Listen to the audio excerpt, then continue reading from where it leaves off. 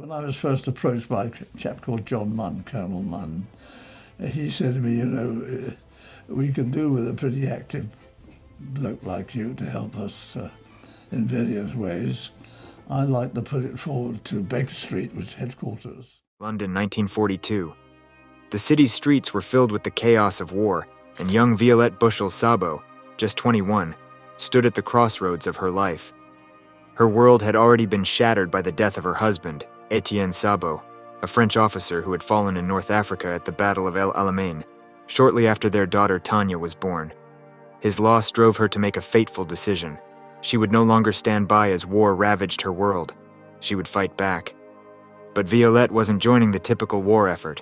With her fluent French, unshakable courage, and resolve fueled by grief, she joined the Special Operations Executive, SOE, a secret British organization set up by Winston Churchill to wage a guerrilla war behind enemy lines.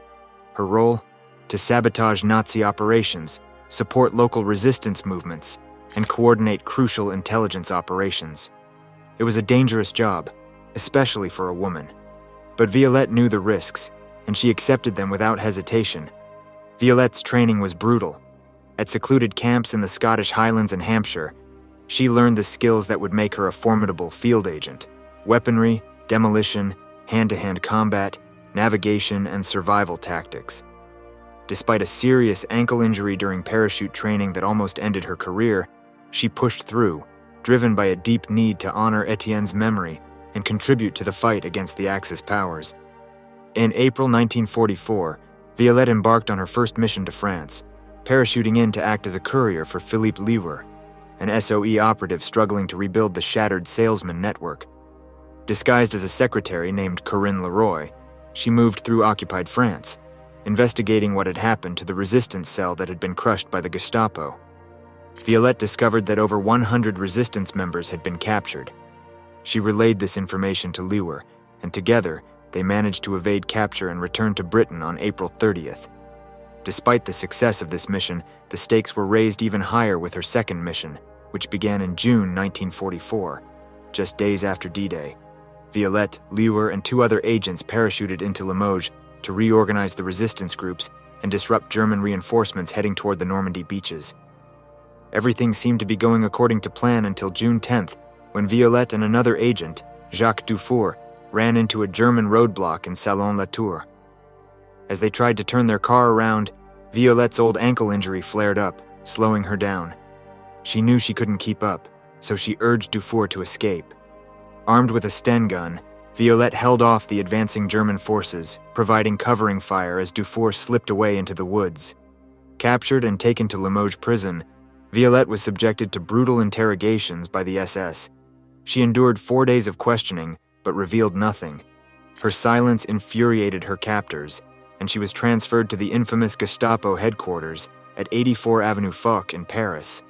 There, her ordeal continued. They broke bones, starved her, and tried every method of torture to make her talk. But Violette remained resolute, refusing to betray her comrades. Even under such duress, she showed incredible defiance. One story tells how, when offered a cigarette by a German officer, she spat it out and demanded her own in August.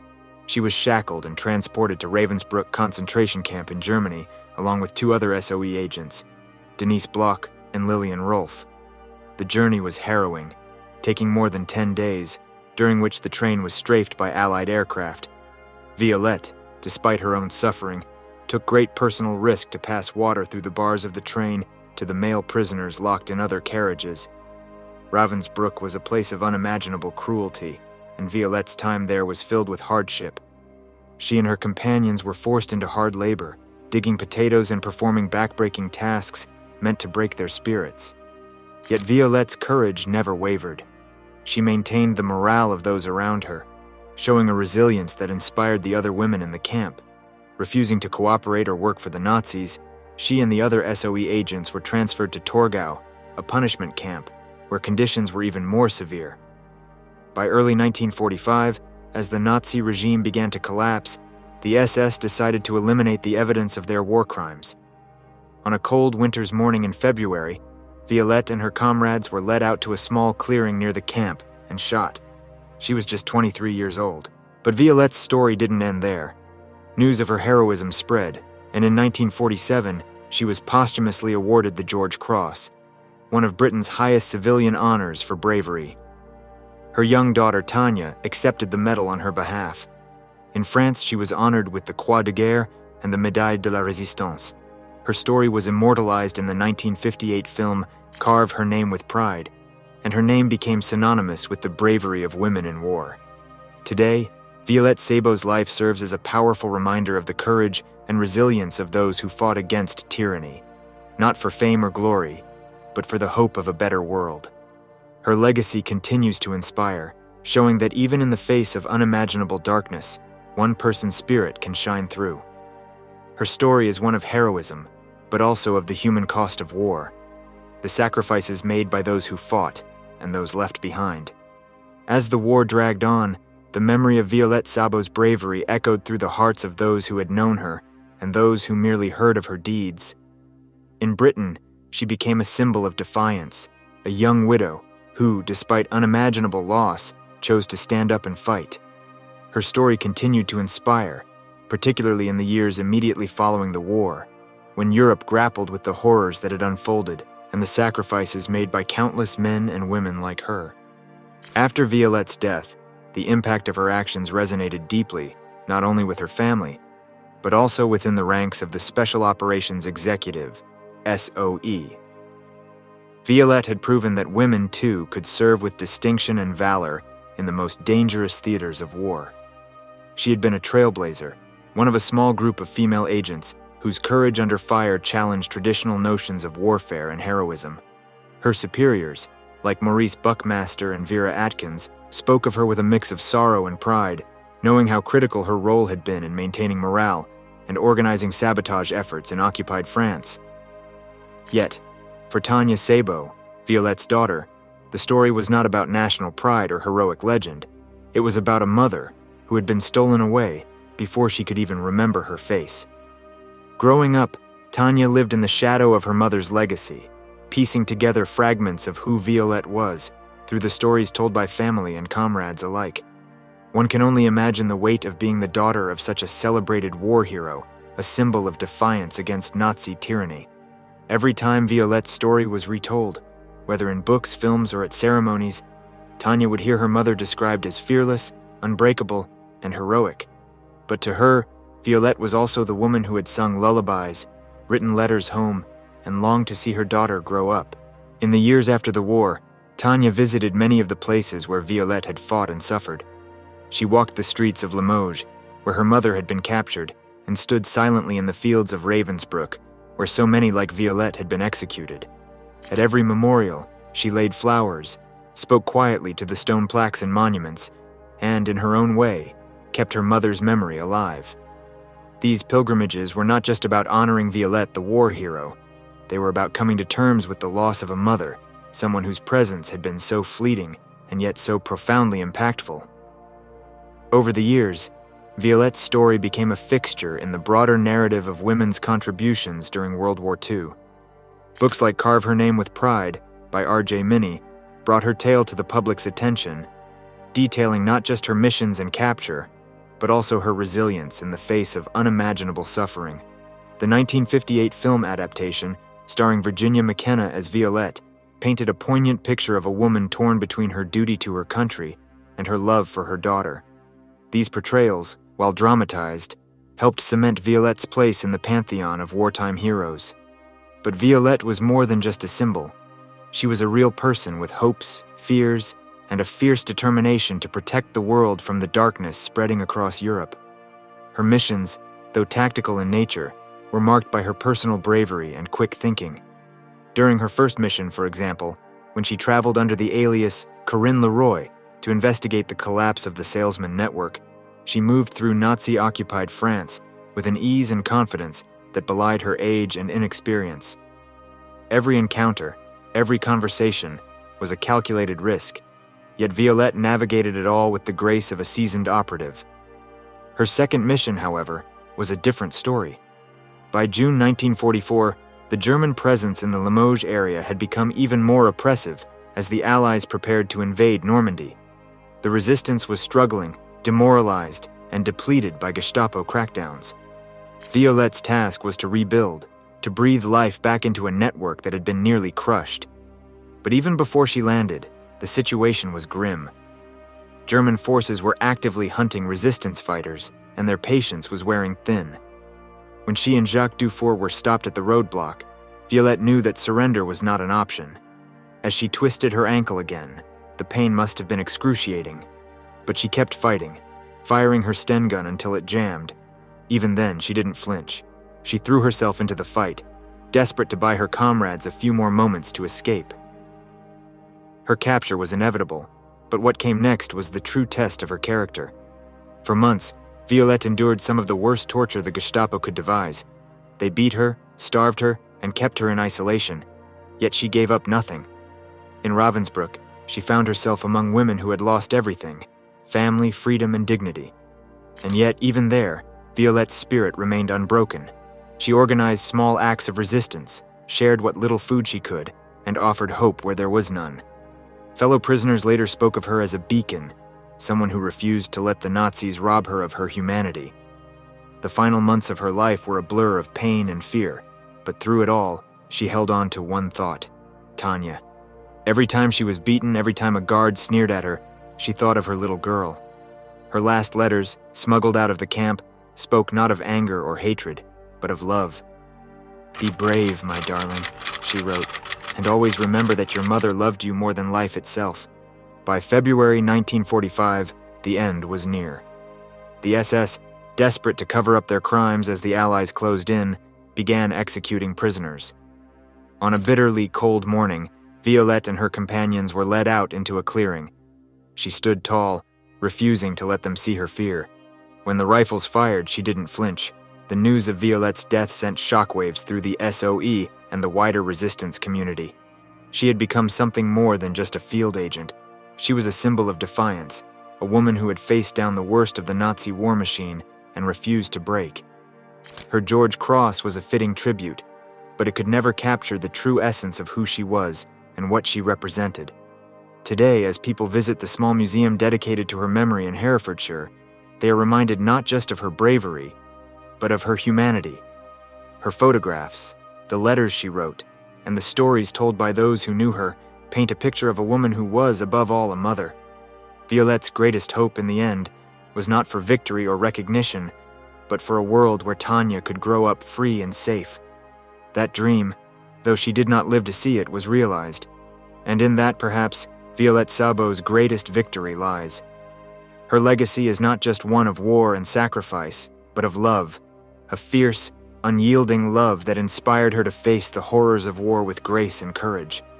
As long as her story is told, she will remain a beacon of hope, a reminder that even in the darkest of times, the light of the human spirit can never be extinguished. Years passed, but Violette Szabo's story continued to grow in stature. She became a figurehead of courage and resistance, particularly celebrated in Britain and France for her fearless defiance of the Nazi regime. But her legacy wasn't confined to historical texts and memorials. Violette's life and heroism have resonated deeply, inspiring generations to come. For many, her story serves as a powerful reminder of the role that individual bravery can play in the face of overwhelming evil. In post-war Britain, Violette's George Cross stood as a testament to her bravery and sacrifice. Awarded in 1947, the medal was the highest civilian honor given for acts of gallantry that went above and beyond the call of duty. It was a rare distinction, especially for a woman and mother, and even more so for someone who had faced the horrors of Nazi torture and imprisonment. The medal ceremony, attended by dignitaries and veterans alike, was a somber yet celebratory occasion. As young Tania Szabo stepped forward to receive the medal on her mother's behalf, the room fell silent.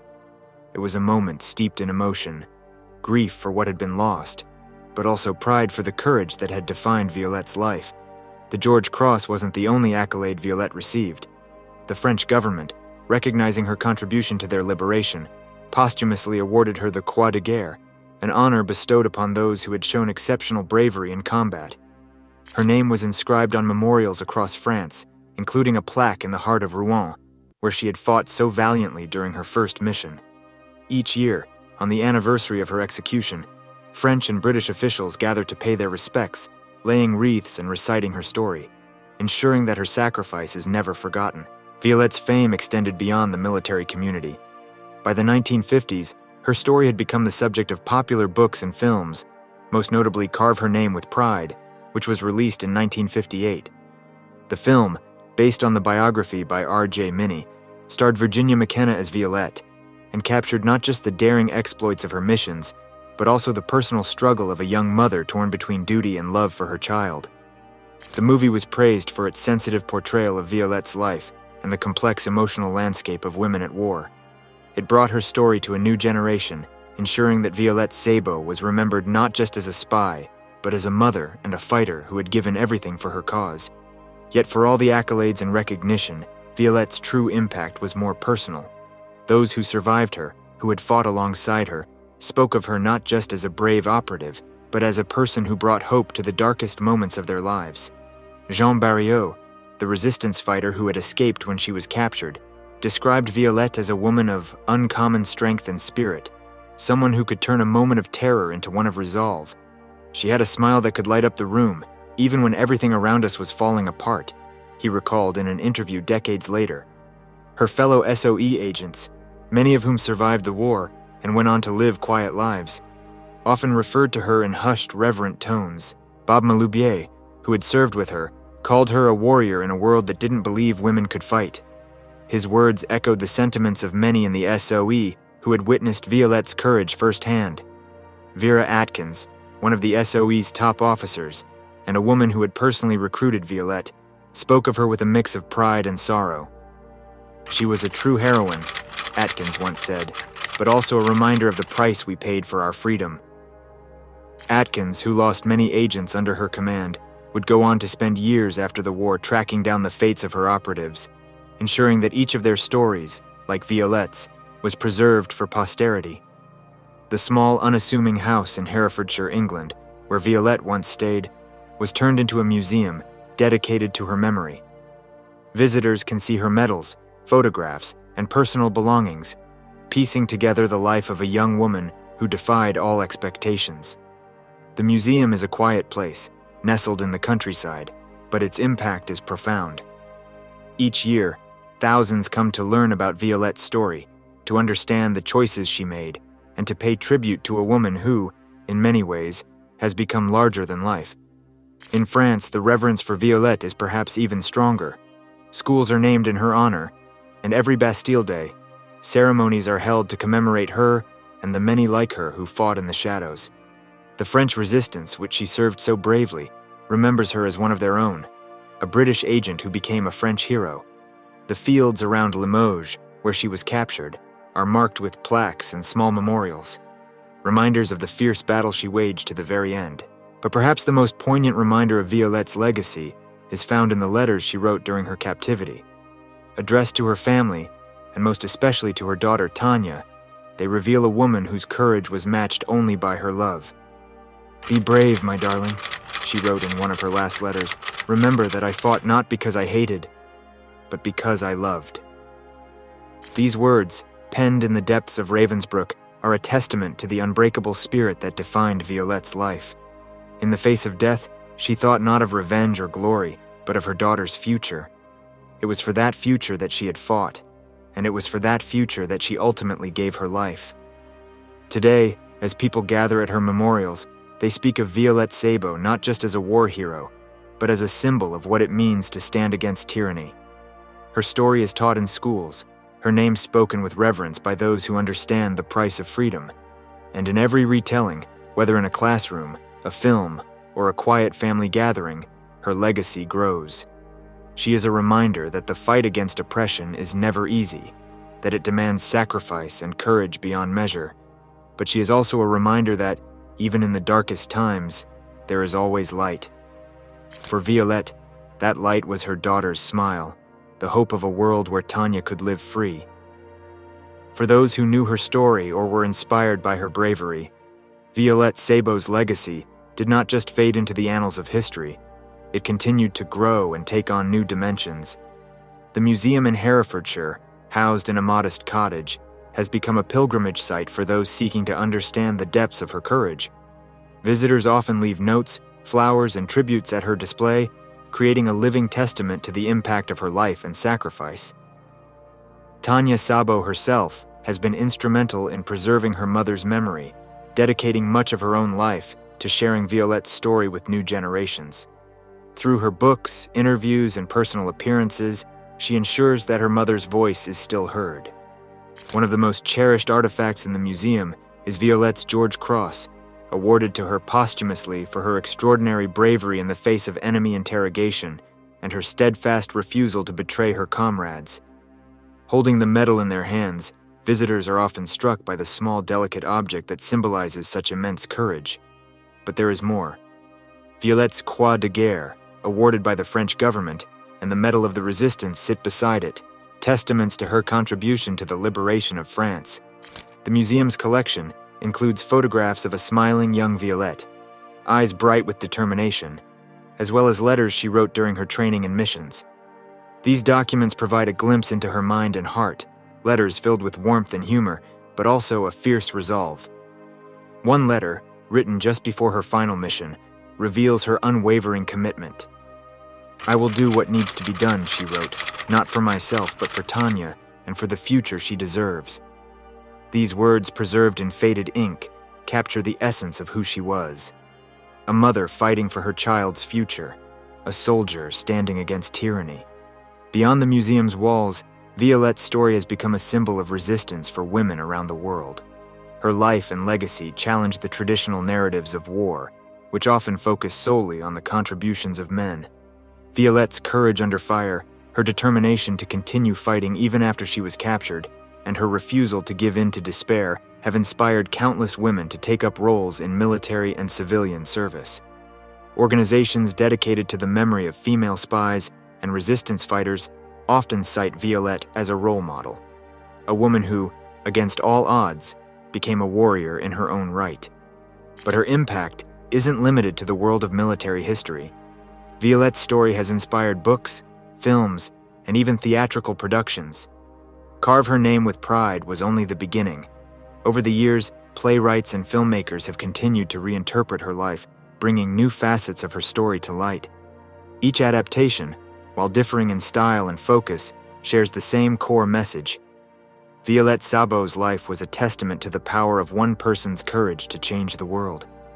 One particularly moving tribute to Violette came from Leo Marx, the head cryptographer for the SOE, who wrote a poem for her that would become her code poem during her missions.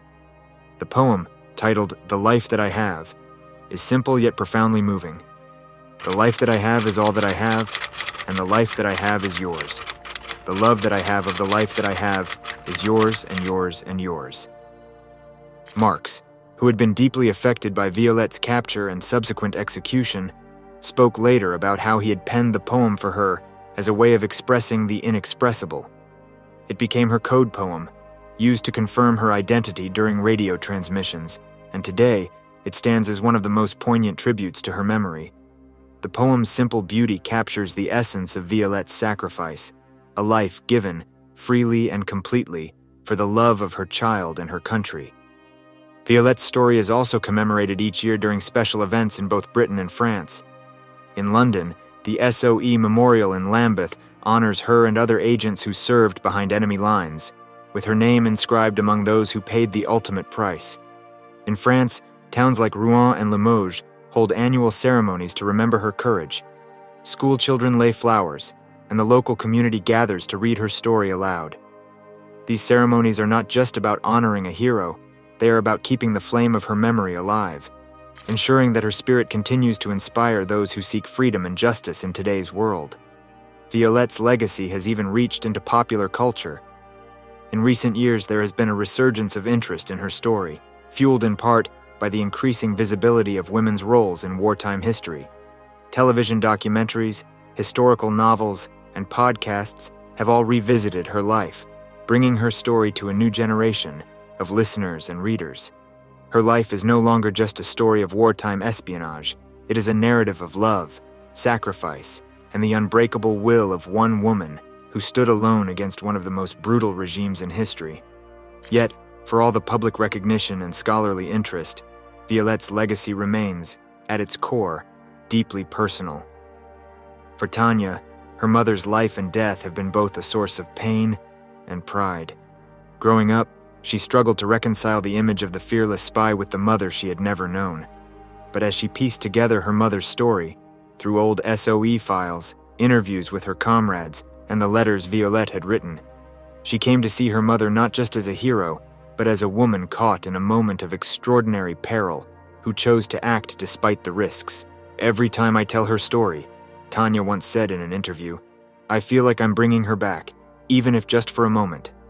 Through Tania's efforts, and through the efforts of historians and filmmakers who continue to tell Violette's story, the young woman from Brixton, who became a symbol of resistance, has found a kind of immortality. As long as people remember her courage, her sacrifice, and her love, Violette Szabo will never truly be gone.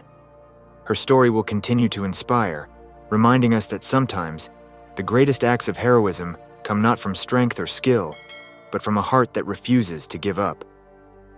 Violette Szabo's life was a life of courage, a life of sacrifice, and a life given freely for the hope of a better world. In the end, she did not just carve her name with pride, she carved it into the very soul of history.